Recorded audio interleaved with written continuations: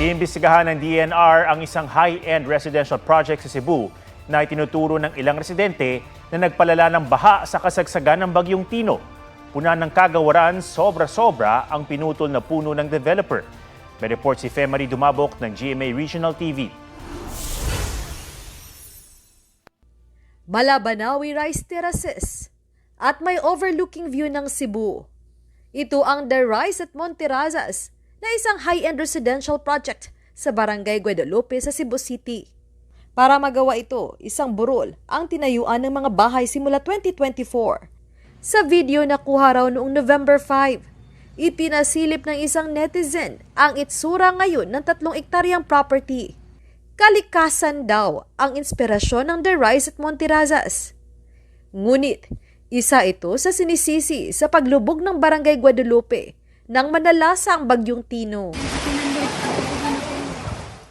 Halos sumabot sa bubong ng mga bahay ang baha, na unang beses raw naranasan ng mga residente. Tingin nila na wala ang forest cover dahil sa pagputol ng mga puno, kaya dumiretso pababa sa kanilang mga bahay ang tubig ulan. Sa inyong gidudahan sa tugikan tutubigan, sir? Dito ginasbabaw gigikan ma'am sa bukid ginagikan. Kaya na ilagingon nga Monterrazas. Possible gid. Kay wa na may lain kay diri sa Guadalupe kay kana mong dalan da street kina igo gina sa mo agid nya. Sabi ng DENR, may tree cutting permit ang developer.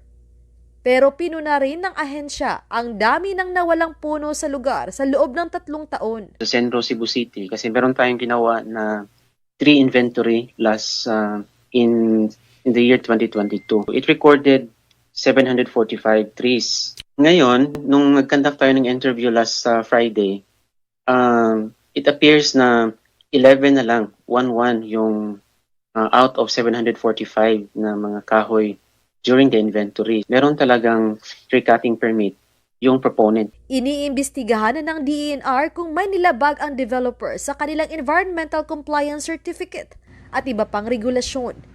Nag-iimbestiga na rin ang lokal na pamahalaan ng Cebu City. Kung ingon sila atong i-close, then we will do that. Now, kung ingon nato kinahanglan inyo ning padak-an inyong catchment para sa kaayuhan sa syudad o sa mga tao nga naa sa ubos, then we will let them do that. Sinusubukan pa naming kunin ang panig ng developer. Pinuntahan din ng GMA Integrated News ang tanggapan ng Monterrazas de Cebu, pero ayon sa gwardiya doon, walang pwedeng humarap sa team. Femari Dumabok ng GMA Regional TV. Nagbabalita para sa GMA Integrated News.